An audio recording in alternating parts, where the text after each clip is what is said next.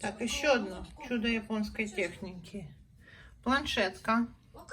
Значит, тут написано, который час. Тут написано, можно позвонить. Это как телефон и какой-то бизнес-центр. Установить всякие напоминалки. И тут Laundry Info. Нажимаем. И тут написано, какая из машин свободна. Он Чарли стирает. 20 минут осталось.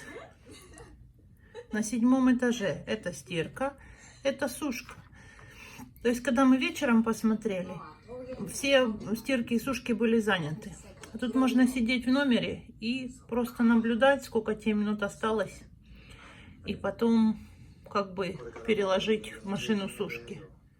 Тоже смотреть, сколько минут осталось. Не надо сидеть под автоматом и думать.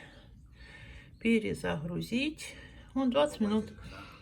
И пошел там дальше себе разбираться. Вот так вот.